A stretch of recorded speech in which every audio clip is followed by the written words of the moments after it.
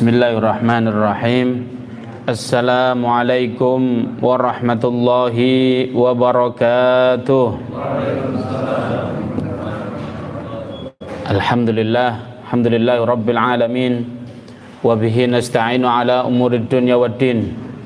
Wassalatu wassalamu ala asyrafil anbiya'i wal mursalin, Sayyidina wa habibina al-a'zam Muhammadin sallallahu alaihi wasallam alladzi la nabiyya ba'dah. Alhamdulillah kita dipertemukan dengan keadaan sihah wal afiyah. Itu adalah nikmat yang paling agung, sehingga dengan kesehatan ini kita bisa beribadah. Yang kedua, salawat dan salam senantiasa kita curahkan kepada junjungan kita, yaitu Nabi besar Muhammad sallallahu alaihi wasallam, sebab beliau adalah satu-satunya insan yang kita harapkan syafaat di yaumil qiyamah. Amin amin ya rabbal alamin.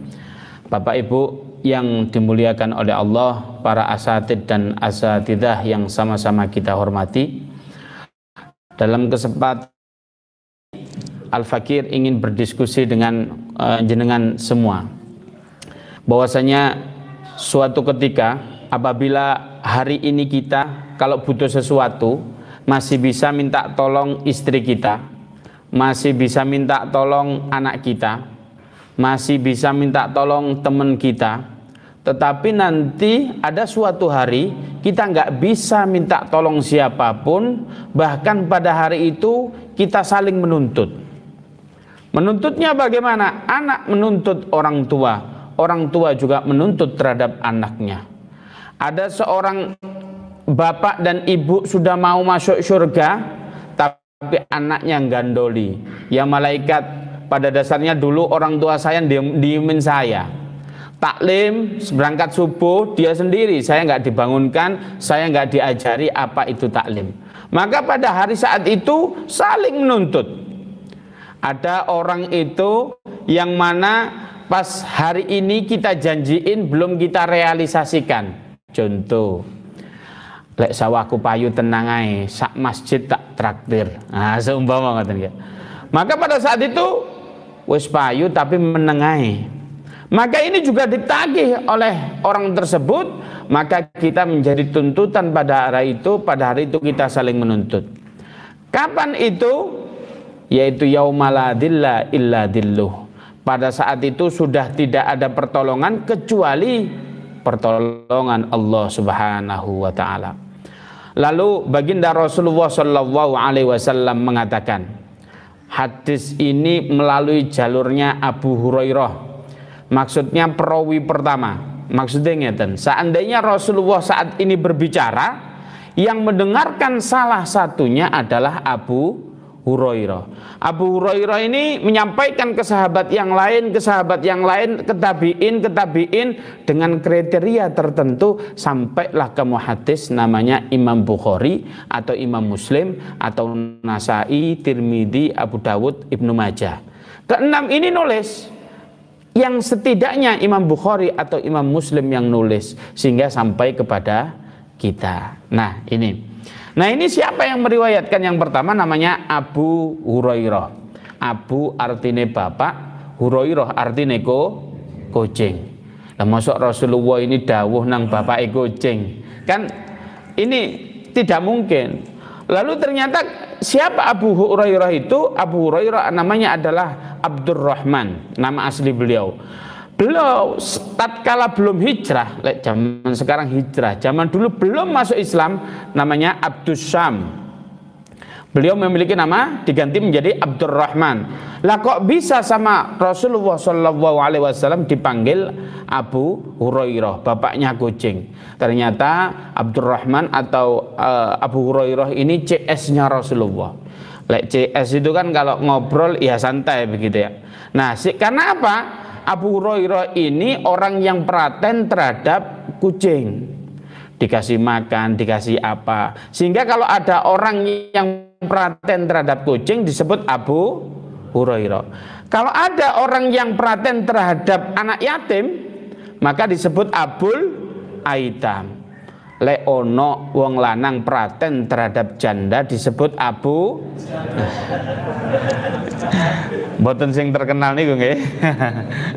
Lah ini Abu Hurairah yang meriwayatkan. Jadi kala Rasulullah berbicara, disinilah Rasulullah didengarkan oleh Abu Hurairah yang insya Allah diridhoi oleh Allah Subhanahu Wa Taala. Rasulullah dawuh apa?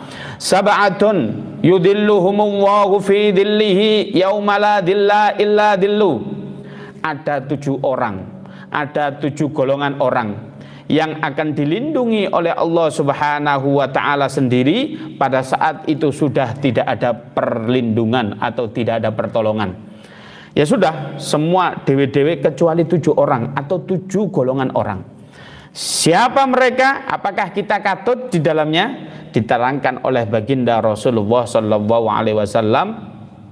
Yang pertama adalah al-imamul adil, yaitu imam yang adil. Imam dalam perspektif masyarakat Indonesia kebanyakan dikatakan imam itu ya imam sholat. Loh, apakah imam sholat itu bukan salah satu definisi daripada imam? Iya, betul, salah satunya.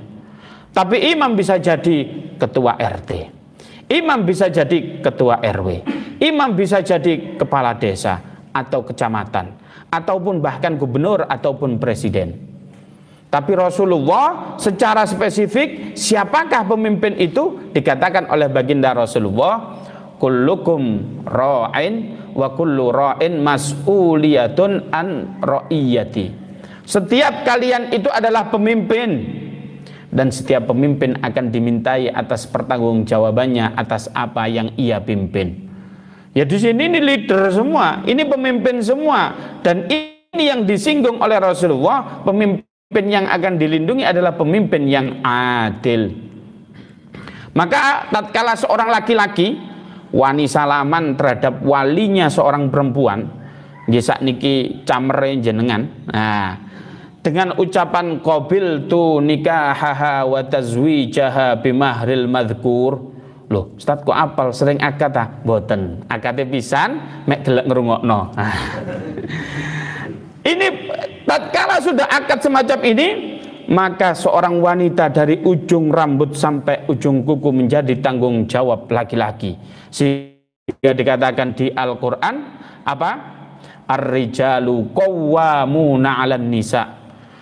Laki-laki itu bukan koma, tapi qawwam. Apa beda koma dengan qawwam? Lek koma hanya satu aspek, tapi qawwam seluruh aspek yang ada di tubuh wanita maupun keadaan wanita menjadi tanggung jawab jenengan.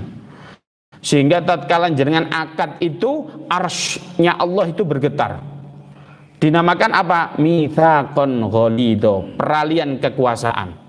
Dulu arek wedok iki lek gak dituturi wong tuane, gak diajari sholat, dia gak sholat, maka bapake sing dosa. Kecuali wis diurui tapi sik bandel, anaknya sendiri kalau dia sudah balik. Tapi semenjak jenengan salaman, dulu dosa-dosanya ke bapaknya, tetapi semenjak jenengan salaman, jenengan bilang ke Allah, ya Allah saya siap nanggung segala dosa-dosanya wanita itu. Makanya wanita itu kalau nikah wajibnya taat. Wah, kalau yang di model begitu saya nggak siap ditaatin. Ya jangan salah pilih. Kalau siap nikah itu siap taat. Sehingga apa? Kalau wanita nggak siap taat, ya jangan nikah. Definisi nikah itu wanita itu siap taat. Balik kepada mereka. Bagaimanakah kita itu dikategorikan imam yang adil? Jangan sampai kita itu dikatakan tidak adil gara-gara sepele. Jenengan soleh linafsihi, soleh untuk diri sendiri. Ke masjid taklim sendiri, yang dipimpin gak pernah itu diajak ke masjid. Di masjid ahli ibadah terkenal satu komplek, terkenal satu kecamatan, tapi istrinya gak pernah diajak ke taklim, anaknya gak pernah diajak taklim. Maka ini adalah soleh linafsihi. Padahal seorang pemimpin itu dituntut apa? Soleh li nafsihi wa soleh li ghairihi. Soleh untuk diri kita sendiri dan soleh untuk orang lain. Atau muslih li ghairihi, atau bisa memperbaiki orang lain. ada Rasulullah mengatakan, tafakkaru sa'atan khairun min ibadatin sittina sanah. Berpikir saatan itu ada yang mengatakan sejenak itu lebih baik daripada ibadah 60 tahun. Aku lo tanglet ini. Seandainya saya berbicara begini, tuh utangku kok wakeh. Ini saya berpikir apa enggak? Duh, bojoku ini njaluk skincare terus saya. Saya berpikir apa enggak? Berarti uang pada mikir, berarti ibadah 60 tahun semua berarti. Gini apa betul? Ternyata berpikir yang bagaimana yang dikatakan oleh Allah Subhanahu wa taala, berpikir ini ada dua klasifikasi orang. Ada orang yang pertama itu soleh. Soleh itu ya zikir, ibadah, puasa. Dia nggak pernah menzalimi orang lain. Ini adalah soleh li nafsihi. Tetapi yang berpikir semacam ini dikategorikan hanya satu orang oleh baginda Rasulullah. Lalu siapa yang dikatakan orang yang tafakkaru sa'atan? Ternyata adalah ulama. Siapa ulama? Ulama itu kalau ngaji bukan untuk dirinya sendiri. Contoh, dia kaji di beberapa Al-Quran. Di Al-Quran itu beberapa ayat tentang ayat tolak saja itu definisinya dibikin banyak sehingga pengertiannya diserap oleh umat, sehingga setelah dikonsep sehingga timbullah namanya hukum sigho ta'lik. Sigho ta'lik itu adalah janji sebelum akad, kalau saya tidak memenuhi janji ini podo karo gugur, podo karo sudah talak. Siapa yang mengkonsep? Ulama. Walaupun sing oleh amplop kudu ulama ngoten nggih. Biasa lek sing ngakitno kan sanes ulama. Tapi sing konsep ini adalah ulama. Maka dikatakan tafakkaru sa'atan ini tadi adalah orang yang berpikir untuk orang lain lebih maslahatil ummah, itulah yang dikategorikan tafakkaru sa'atan. Sehingga bagaimana imam yang adil ini tadi, yaitu orang yang mampu soleh terhadap diri sendiri dan muslih li ghairihi, mampu memperbaiki orang lain. Itulah imam yang adil. Kalau indikasi ini belum ada pada diri kita, ayo kita adakan. Karena di sini banyaknya adalah pemimpin. Yang kedua, siapa? Wasyabun nas'a bi ibadatillah. Seorang pemuda yang tumbuh dewasa, yang senantiasa menyembah Allah Subhanahu wa taala. Loh ini repot loh. Anak kecil kita besarkan yang senantiasa. Berarti apa? Istiqomah menyembah Allah Subhanahu wa taala. Istiqomah dia ibadah. Bagaimana dia istiqomah? Lalek ngapunten, ibuke ono waktu kosong yang ditonton adalah drakor. Bapake waktu kosong yang ditonton adalah syahrukan. Sehingga idola bapak ibu mereka menjadi idola anak-anak mereka. Anak-anak itu dikatakan, oh saya itu pengen K-pop, saya itu pengen seperti syahrukan. Itu idola anak kecil sekarang. Karena apa? Tontonan bapak ibunya. Lalu bagaimana? Contoh lagi, ada suami istri baru nikah, dia punya anak, dia ingin beli rumah. Nopo pertimbangannya rumah? Oh, satu murah Ustaz, satu strategis, satu ini. Tapi seorang orang tua tidak pernah berpikir, oh iya barangkali anak saya di komplek ini kira-kira tambah api apa tambah elek. Engkau jangan-jangan anak saya ini misuan. Kayak minta tolong banyak anak kecil sekarang. Kak minta tolong tutupin pintu ini ya. Mama ini nyuruh. Wah sudah banting pintu. Apa? Kita dalam membeli rumah saja tidak memperhatikan lingkungan. Berarti perumahan ini layak dijual mahal. Kenapa? Lingkungannya bagus. Ada seseorang jual dulu pada zaman tabi'in, jual rumahnya sangat mahal. Ini bukan pasarannya. Kenapa kamu jual mahal? Karena di sini saya memiliki tetangga yang sangat luar biasa bagus. Sehingga apa? Orang sekarang jangan berpikir kalau nyari rumah hanya strategis dan murah. Ada lagi pertimbangannya. Bagaimana ingin mendidik anak? Anak ingin soleh, tapi bapak elek tuku omah dari unsur ribawi. Ribawi itu transaksi uang dengan uang ada nilai lebih, riba. Kalau transaksi uang dengan barang, halal. Nggih, bedanya itu ya. Uang dengan barang halal, uang dengan uang itu riba. Lah riba itu padahal dosanya itu ada 72 tingkatan.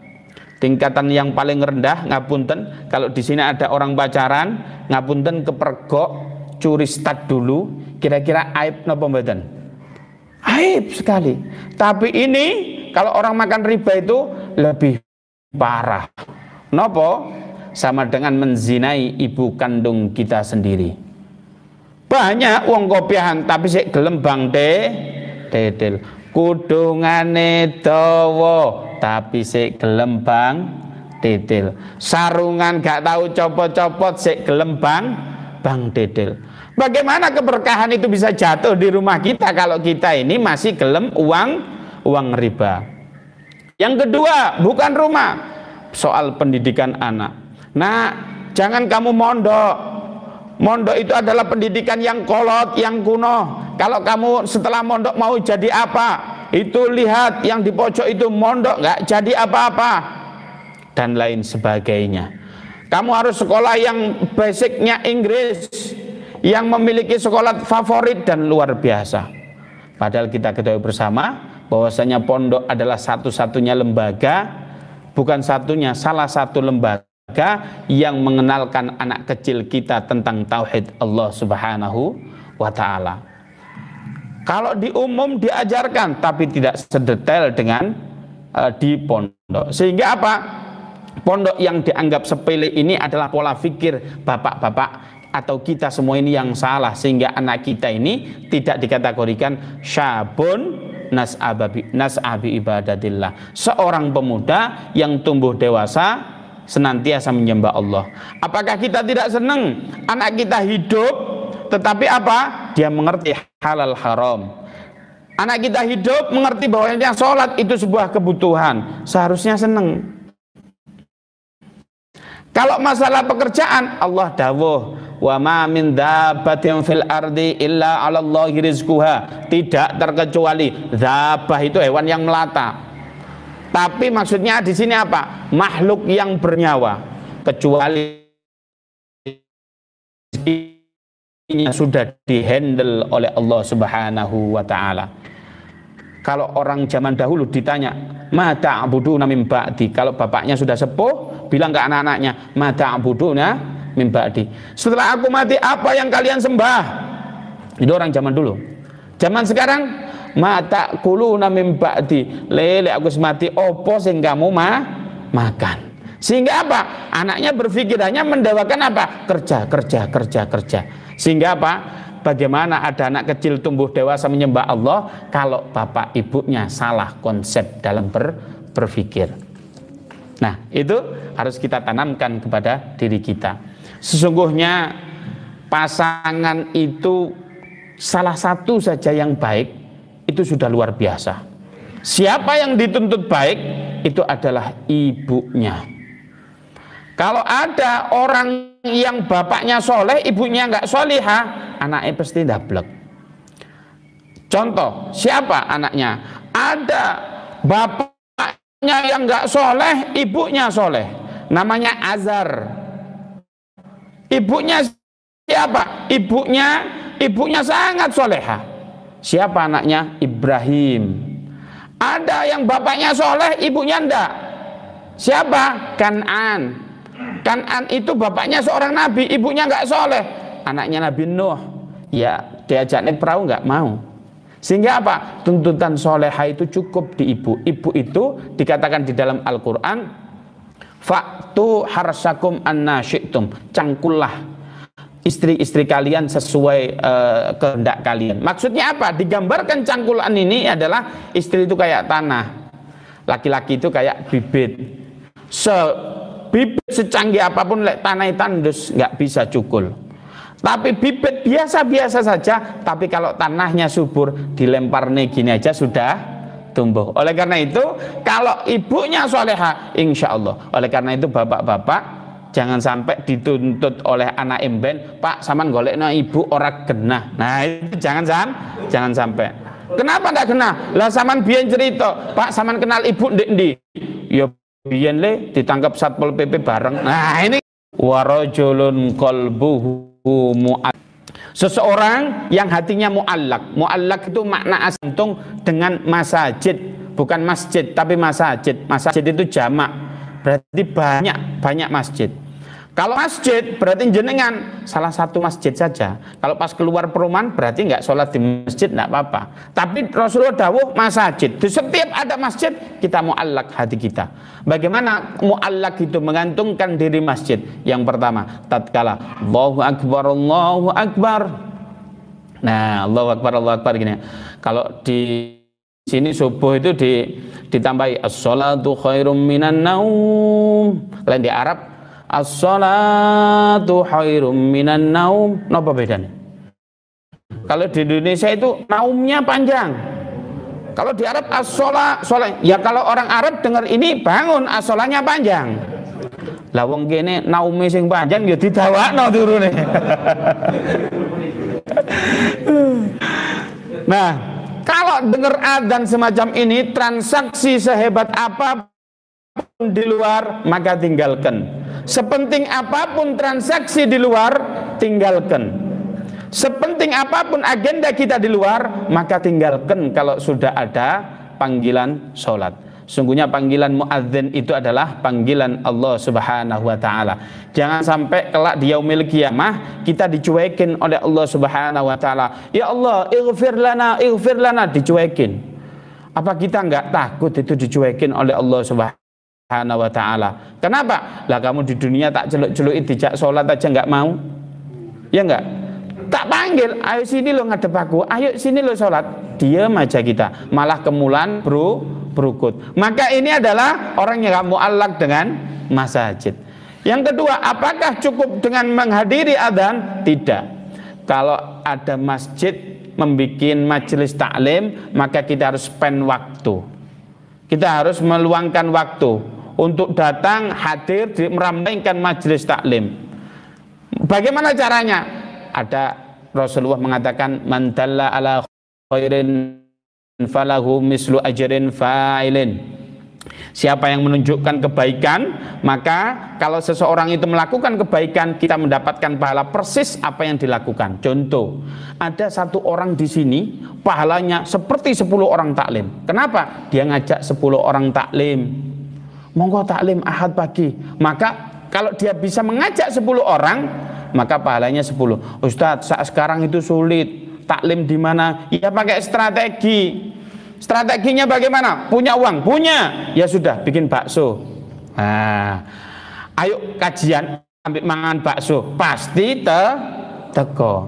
Ayo kajian ambil mangan pangsit, pasti teko. Oleh karena itu apa?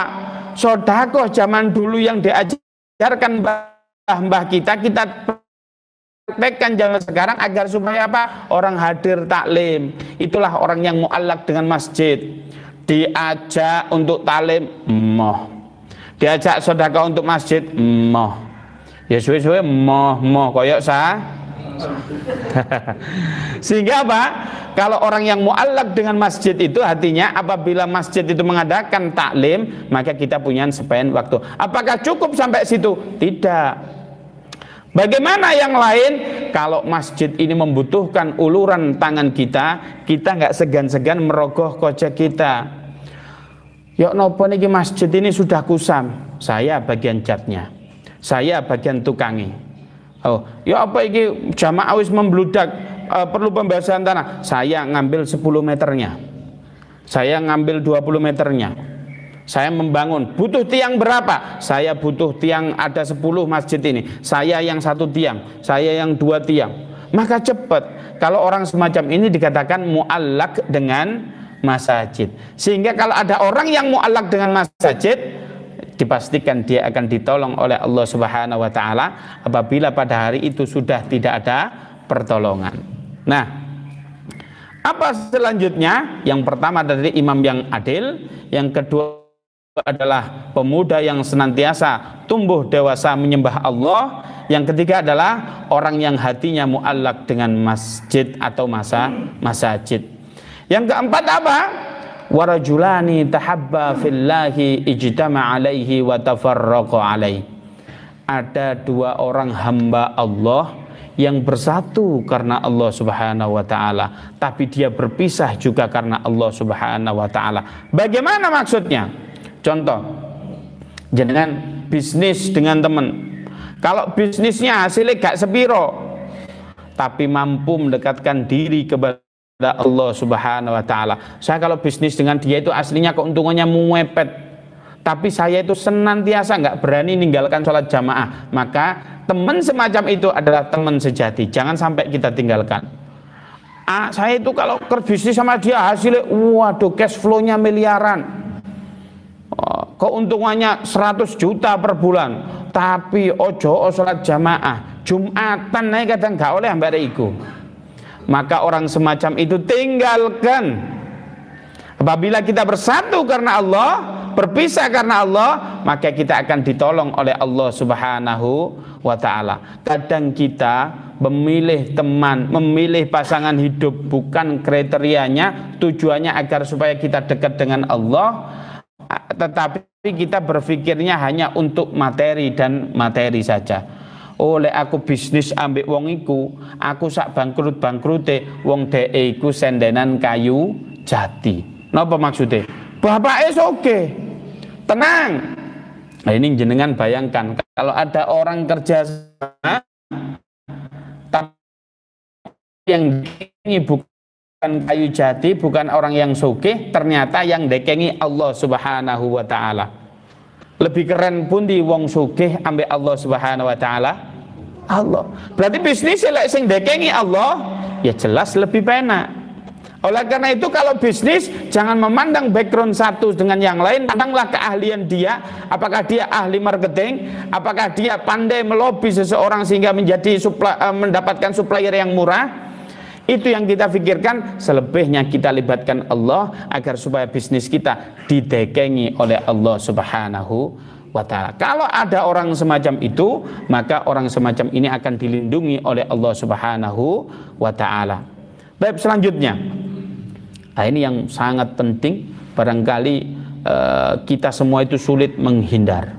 Apa? Dikatakan di sini nomor 5, warajulun da'athu imra'atun dhatu mansibin wa jamalin faqala inni akhafullah.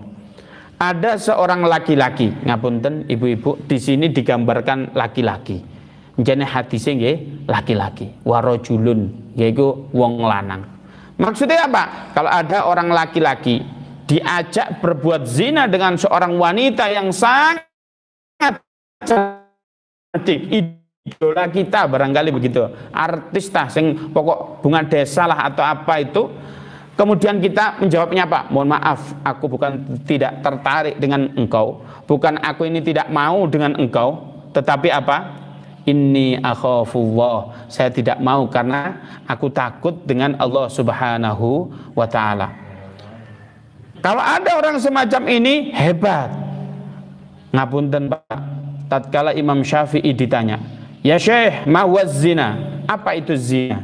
Zina huwal bala. Zina itu bala. Bala itu bagaimana? Yaitu orang zina tadi. Balaknya bagaimana ya Syekh? Jangankan penduduk rumah kalian, tikus yang ada di rumah kalian saja kena balak gara-gara apabila salah satu anggota keluarga kita berzina. Berzina itu bagaimana? Curi start sebelum akad. Definisinya begitu saja. Nah sekarang ini bagaimana? Sekarang ini perzinaan sudah marak. Karena apa? Kondisinya mendukung sekali. Contoh Pak, kalau ada anak SMP zaman dulu itu dipisah laki-laki dengan perempuan. Sekarang ada program persamaan gender, itu laki-laki dengan perempuan dicampur sehingga ada yang duduk satu meja. Dulu jenengan SMP belum mengerti perempuan, perempuan belum mengerti laki-laki. Tapi sekarang Pak, Bu, kalau ada anak SMP belum punya pacar, dibully itu. Wah, SMP kurang duwe pacar, dibully. Bagaimana pacaran itu mudah? Entertain yang kita lihat Pak, Bu, kita lihat di TV itu mendukung sekali pacaran. Kalau Pak film itu nggak ada unsur pacaran, ratingnya judulnya yang bilangnya jangan engkau rindu karena rindu itu berat. Sinten? Film napa niku namanya Bu? Loh, podo apalah. Lah, bapak-bapak saja hafal kalau film Dilan itu film pacaran. Kalau filmnya histori atau apa, nggak laku zaman sekarang. Oleh karena itu, zaman sekarang itu adalah zaman model entertain yang memudahkan kita untuk berbuat zina. Padahal zina itu kalau di zaman Rasulullah itu luar biasa. Contoh, kalau zaman dulu namanya homo, kalau sekarang dinamakan LGBT, diapik-apik no. Bencong diarani transgender. Oh, diapik-apik no. Dulu kalau zaman nabinya Lut, kaumnya Nabi Lut, bagaimana orang yang berbuat zina itu di dalam riwayat diangkat ke atas, diwalik, diblek nih. Jadi bukan ditenggelamkan, tapi diangkat, diwalik, ditenggelam nih. Itu zaman Nabi Lut. Tapi zaman sekarang LGBT mengumandangkan, baik itu di media sosial, di TikTok, di Facebook, nyata-nyata mereka foto bareng, relationship, begitu bahasanya. Ini bagaimana? Ini terang-terangan murka Allah. Seandainya kita bukan umatnya Nabi Muhammad, wis dikites sampai malaikat. Karena kita umatnya Nabi Muhammad masih dima'fu anhu. Bahkan kemarin di Surabaya pada awal pandemik dikatakan apa? Bahwasanya izin ke pemerintah salah satu hotel mengadakan pertemuan internasional LGBT. Naudzubillah. Oleh karena itu apa? Zaman sekarang ini sudah terang-terangan. Oleh karena itu cara mendidik, ayo ibda binafsik, kita mulai dari kita. Diri kita ini bagaimana? Apakah kita mampu mengontrol yang namanya zina? Sebab ngapunten, ada orang itu dua hal kriterianya. Yang satunya fahsya, satunya mungkar. Apa itu fahsya? Fahsya itu ngapunten, berhubungan dengan sesuatu yang berhubungan dengan seks. Contoh apa? Fahsya itu gini, kalau ada laki-laki ngelihat perempuan di zaman sekarang, itu fahsya. Yang kedua mungkar. Lek ono wong mungkar ini dia apa? Lihat wanita tertunduk, tapi ndelok dompete kancane senantiasa dientit. Diamanai duit masjid, ya apa carane iso njupuk? Diamanai duit arisan dijupuk. Ndelok wong wedok emoh, tapi ndelok duit motone ijo. Jadi kalau ada laki-laki atau perempuan dia senantiasa gatel, dia kena pasal namanya fahsya. Kalau dia nggak tahan ngentitan nyolongan, itu namanya kena pasal mungkar. Sing soro iku ada orang ya kena pasal fahsya, kena pasal mungkar. Ini soro. Obatnya bagaimana? Aslinya obatnya itu begini. Obatnya itu apa? Didawuhkan oleh Allah Subhanahu wa taala, innas sholata tanha anil fahsya'i wal munkar. Sungguhnya sholat itu secara otomatis mampu menjauhkan diri kita dari perbuatan fahsya dan mungkar. Loh, lah kok masih saya ini sholat tapi ndelok sandale tonggo sing apik ku yo gregeten aku kepingin ijol habis Jumatan. Lah kok ada orang masih tukar sendal tatkala sholat Jumat, berarti itu sholatnya kalau di kampung saya namanya ada something wrong. Sholatnya ada unsur kesalahan, berarti mbok khusyuk mbok apa itu perlu dikoreksi.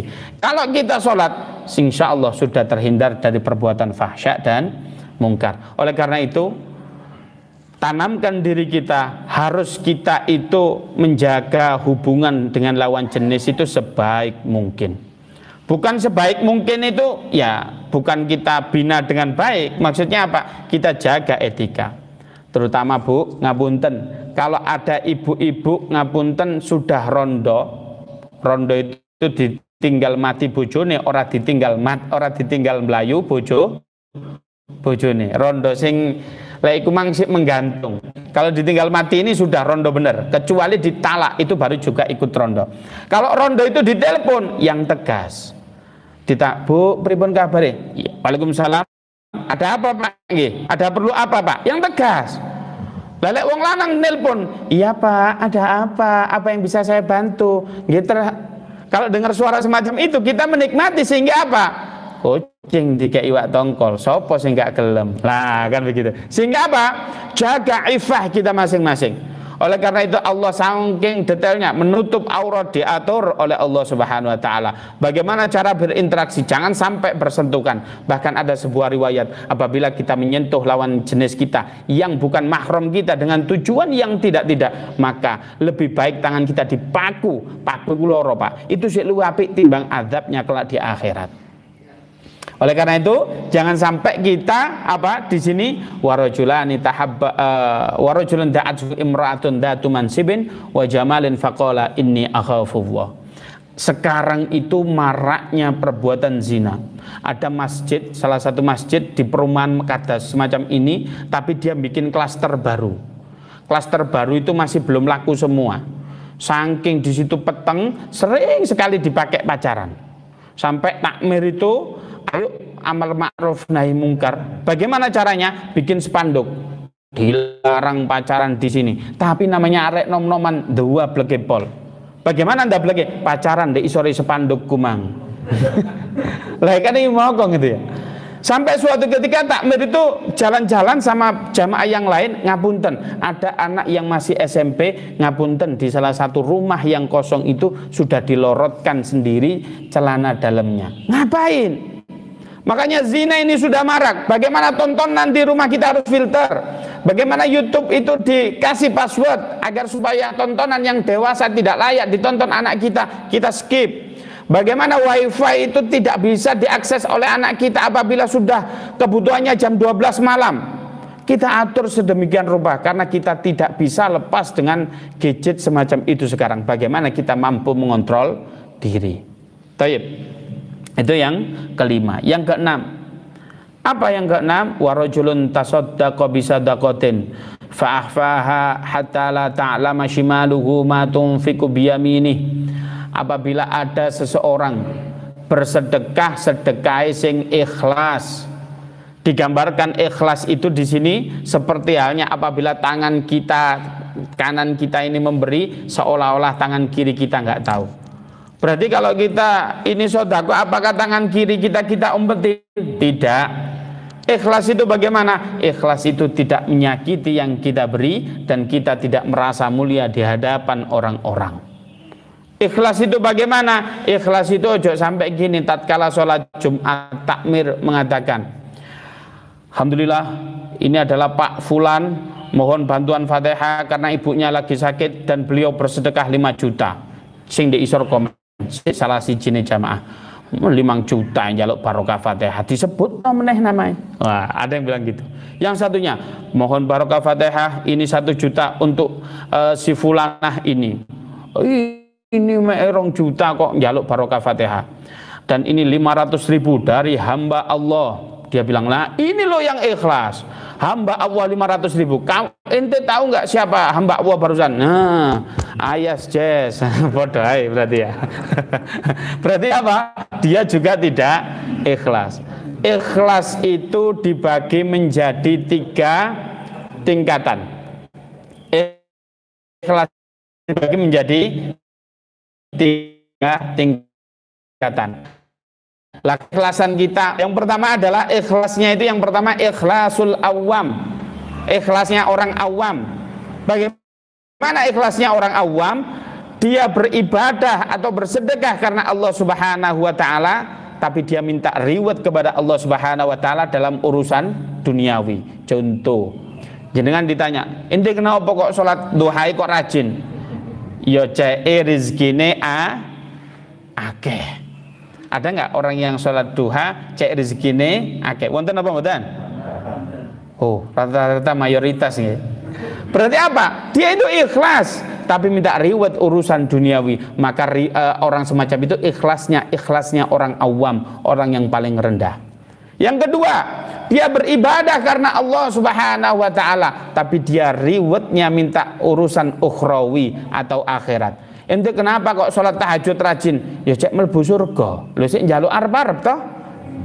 Urusan akhirat. Kenapa kok ente sholat qiyamul lail? Kenapa kok ente bersedekah? Iya, karena aku takut masuk nerakanya Allah Subhanahu wa taala. Dia minta urusannya itu dimudahkan untuk urusan akhirat. Yang ketiga, inilah ikhlasul muqarrabin. Ikhlasnya orang-orang yang dekat dengan dengan Allah, ikhlasnya orang-orang yang soleh. Bagaimana keikhlasan mereka? Keikhlasan mereka itu dia beramal karena Allah dan dia tidak mengharapkan baik itu urusan dunia maupun urusan akhirat. Satu yang diharap yaitu ridho Allah Subhanahu wa ta'ala. Ini berat. Kamu sodako kalau Allah mengendaki kamu di neraka, nggak apa-apa. Neraka itu kalau Allah ridho bisa dingin kok karena saya. Oh, ini jangan dicoba-coba lah, ini ilmunya belum tinggi ya. Limbat kalah ini ya. Jadi apa? Itulah ikhlas. Pada dasarnya sedekah itu dikatakan oleh Allah Subhanahu wa ta'ala, yang pertama Allah janji dilipatkan 10 kali lipat. Yang kedua dilipatkan berapa? 700 kali lipat. Yang ketiga dilipatkan berapa? Yudha'ifu liman yasha, tak terhingga oleh Allah Subhanahu wa ta'ala. Kalau tanglet ning jamaah di pagi yang mulia ini. Sedekah niku nggak rai sugih napa nggak rai melarat? Kok mek siji sing jawab. Sedekah niku nggak rai sugih napa nggak rai melarat? Yakin? Yakin nggih? Yakin. Saya analogikan, saya ini punya masakan kolak di rumah. Suatu panci besar tak tuang-tuang menjadi 10 mangkok. Anak saya minta untuk ngasih tetangganya, dikasih 1, 2, 3, 4, 5, 6, 7, 8, 9. Nyisa awalnya saya punya 10 mangkok, saya sedekahkan tinggal berapa? Tinggal 1. Duitnya pertama kali 10 juta, disodakono kari 1 juta. 1 juta ambil 10 juta banyak mana? Berarti tambah sugih napa tambah melarat? Loh, ya napa matematika jenengan iki? 1 juta ambek 10 juta, kata pundi? 10. Kalau dulunya 10 juta, harta kita sekarang tambah tinggal 1 juta. Tambah melarat napa tambah sugih? Loh, mau cari tambah sugih, saiki kok melarat, ragu nggih. Iki sedekah ta ora kan begitu. Sugih hati. Berarti wong sedekah mek sugih hati tok. Yang pertama, yang lain ada opsi? Mek sugih hati tok lek wong gelem sedekah sugih atine tok sugih. Mangan gurung tentu wong melarat. Iya. Bagaimana? Ada yang lain? 7 kali lipatnya di mana? Kita kaji dulu. Katanya 7 kali lipat hatinya saja kata bapak ini. Ada yang berkata, wonten apa ibu-ibu? Barokah. Barokahnya kapan? Hari itu juga atau emben begitu? Oh, dapat pahala Ustadz di akhirat. Waduh, suwene rek sedekah ngenteni di akhirat. Kenangan toh. Berarti faidahnya sedekah tenang, sugih ati, barokah ben di akhirat. Lama sekali rewardnya itu. Padahal Allah janji 10 kali lipat, 700 kali lipat, atau yudha'ifu liman yasha. Lah ini bagaimana? Mulai ragu, gak kelem sedekah. Ternyata apa? Sedekah itu kita gambarkan melalui kolak tadi. Kolak itu kita kasih tetangga, dikasih, Bu, ini dari mama saya. Oh iya, tunggu dulu ya mangkoknya. Oh iya, ambil dikorai, apa? Dikorai ya, bahasa orang sini ya, dicuci. Mikir, mosok dibalik no mangkok kosong. Nah, dia punya pisang 1 tanda, dikasih ini ya buat mamanya. Yang satunya dia punya ayam, dikasih ayam. Yang satunya punya sayur, dikasih sayur. Bayangkan tadinya 1 menu saja, yaitu kolak. Dengan kita bersedekah, sak meja menunya luar biasa. Iku se analogi manusia. Tasik burun sedekah napa burun? Berarti sedekah itu betul-betul kaya. Itu masih analogi manusia. Padahal Allah Subhanahu wa ta'ala kalau ngasih rezeki 1001 cara Allah dalam mengembalikan kita bersedekah. Oleh karena itu sedekah jangan main-main. Masjid tadi kalau butuh apa-apa langsung. Kalau kita itu pengen majelis taklim kita rame, ayo digotong rame-rame. Sampai pernah ke kajian semacam ini di Polayan. Di Polayan itu bukan saya panas-panasi, saya ngajarkan mandala ala khairin. Kalau ingin nyumbang di Ahad pagi harus antri. Mohon maaf Bu, belum diterima. Ibu antrian kesekian kalau nyumbang. Ini bayangkan, seluruh jamaah makan, ada yang bakso, ada yang apa, sehingga takmir itu sudah sepakat membelikan di situ ada kompor, ada piring, ada apa, semuanya disuplai oleh warga. Pak, tolong jangan diantrikan khusus kopi saya. Lah itu bayangkan, orang mau bersedekah rebutan. Karena apa? Dia yakin, seyakin-yakinnya akan dilipat gandakan oleh Allah 10 kali lipat, 700 kali lipat, sampai tak terhingga. Zaman tabi'in dulu, di depan masjid itu ada sebuah tiang, yang mana tiang ini lubang, tembus begitu ya. Kalau ada orang bersedekah, ditaruh di lubang tersebut. Kalau ada orang butuh, diambil secukupnya saja. Ini ada makna tersembunyi. Kalau dia memberikan sedekah, dia tidak mulia di hadapan manusia, tapi tatkala dia butuh, dia tidak hina di hadapan manusia yang lain. Tapi ojo ditiru, zaman saiki sampean taruh di yang situ, sak jam lenyap. Kalau zaman dulu ngambilnya sesuai kebutuhan. Tapi bagaimana inovasi zaman sekarang, kita harus ikhlas. Taib, kita karena sudah 5:30, yang terakhir yaitu warajulun dzakarallahu khalian fafadat ainahu. Seseorang yang zikir, ingat kepada Allah Subhanahu wa taala, khalian, yang khusyuk, fafadat ainahu, sampai dia meneteskan air mata. Jadi kalau ada orang zikir hatinya keras, dia nggak bisa nangis.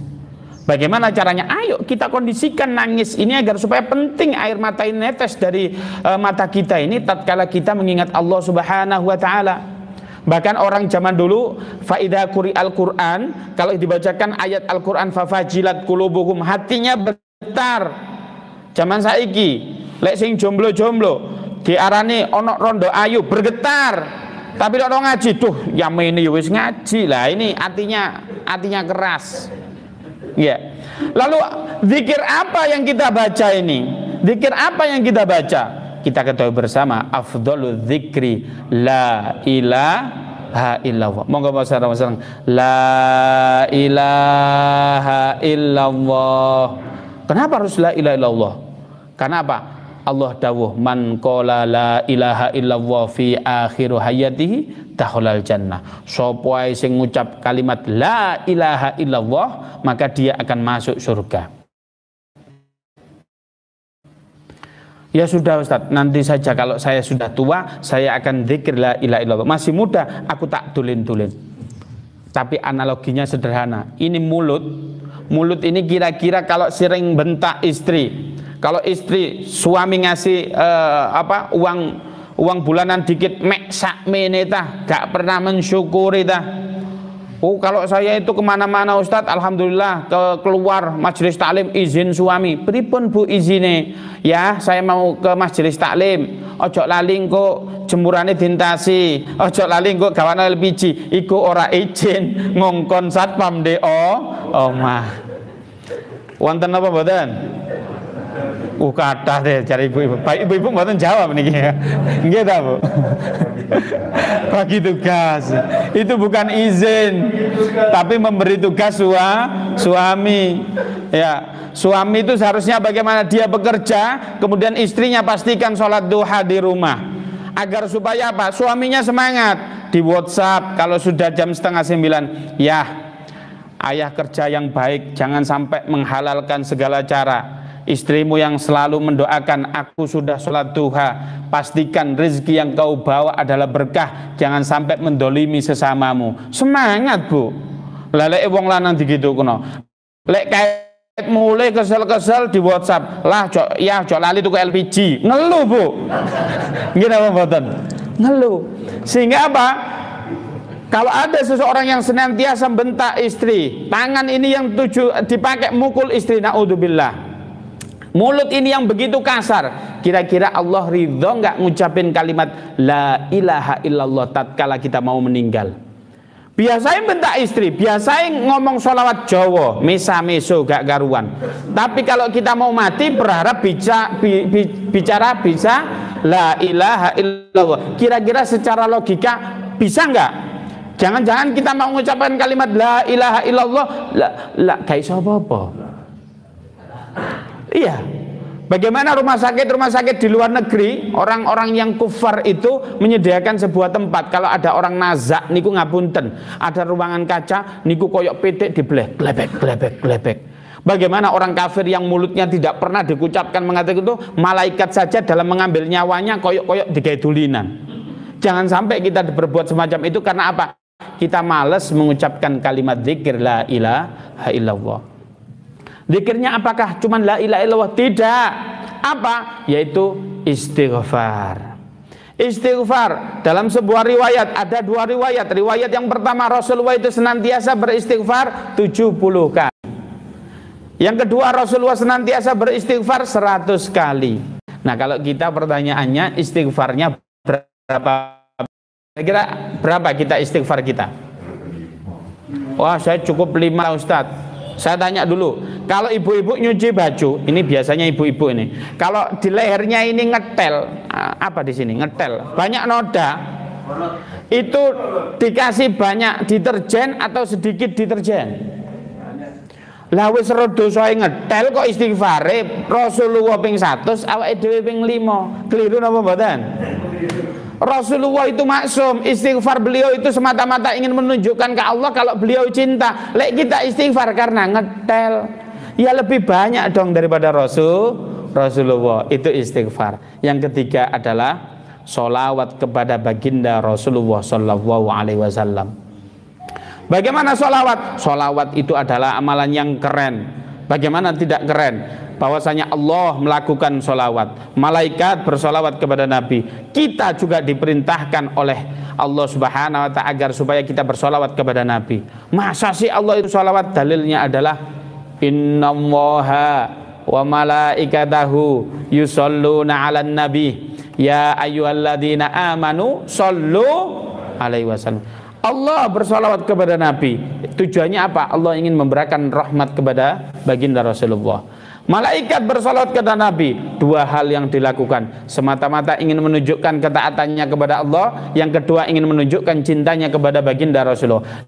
Lalu awal solawat kepada Nabi, apa tujuannya? Tujuannya adalah syafaat dan rahmatnya Allah. Ini gelas. Kalau gelas ini diumpamakan Nabi Muhammad, kita sholawat, rahmatnya Allah itu turun. Tapi Rasulullah itu sudah full, sehingga barokahnya Allah itu turun kepada orang yang bersolawat kepada Nabi. Oleh karena itu, pastikan 3 zikir ini. Yang pertama, la ilaha illallah. Yang kedua, astaghfirullahaladzim. Yang ketiga adalah sholawat. Perlu jenengan ketahui bersama, setiap orang akan dimatikan oleh Allah Subhanahu wa Ta'ala tergantung kebiasaannya. Bagaimana kalau orang itu biasa judi, matinya dalam keadaan berjudi. Kalau ada orang itu sukanya minum khamar, maka matinya akan dibikin sesuai kebiasaannya. Ada seorang mubaligh, bahkan mubaligh ini di era tahun 2019 kemarin saja, beliau itu ngasih tausiah di Singosari, di Pondok Al-Islahiyah, pondoknya Gus Wahab teman saya. Itu gimana? Beliau itu tatkala ngasih tausiah, tiba-tiba diambil nyawanya. Dia dalam keadaan tausiah. Kita bayangkan, jenengan ini ahli sujud, ahli sholat 5 di masjid. Bagaimana Allah menjadikan semoga kita mati kita dalam keadaan sujud di masjid. Tapi kalau kita biasa membentak istri, pas mari bentak istri mati. Jadi bojone kapok mau kapan? Padahal kalau wanita itu dikatakan oleh Allah, barang siapa ada seorang wanita, dia sholat kemudian dia puasa, dan dia kalau dia mati wa zaujuhu radhin, kalau dia istrinya kalau laki perempuan itu mati dan suaminya ridho, fadahulal jannah min ayyubabin, maka masuklah kalian surga dari pintu manapun. Lalai bojone ridho. Ridho itu maksudnya apa? Betul dia nyesel secara kalau itu ditinggal pasangannya, tapi ya Allah sesungguhnya dia itu luar biasa dan lain, mendoakan itu suami yang ridho. Lah kalau sampai ada seorang istri, kon mak nikah iki lega aku iso golek maneh, itu suami yang gak ridho niku ya. Kalau ada wanita semacam itu, hidupnya berarti megelno dening bojone. Maka orang semacam itu sulit untuk masuk surga. Tapi cukup dia taat, karena surganya wanita itu gampang. Tapi kebanyakan wanita banyak yang masuk neraka. Karena apa? Tidak mau mengambil cara yang gampang tersebut. Lagi-lagi kalau ingin masuk surga, dia pastikan sholatnya berjamaah. Dia harus cari ma'isyah luar biasa. Tapi kalau perempuan, sholat yang paling baik di rumahnya. Wes. Apalagi dia nyuci bajunya suami, nyuci sarunge, itu sama dengan sodakoh luar biasa. Makanya ibu, mari ngeten lek wangsul, Pak, copoten sarungmu. Sampean mbah. Itu sodakoh. Maka kalau seorang istri itu sudah terbiasa bakti dengan orang tua, insya Allah matinya pun akan husnul khotimah. Taib niku barangkali 7 macam orang yang akan dilindungi oleh Allah Subhanahu wa taala di yaumil kiamah. Niku barangkali kita tutup dengan sesi tanya jawab. Barangkali lek wonten sing tanglet. Monggo. Barangkali ada yang ditanyakan, monggo.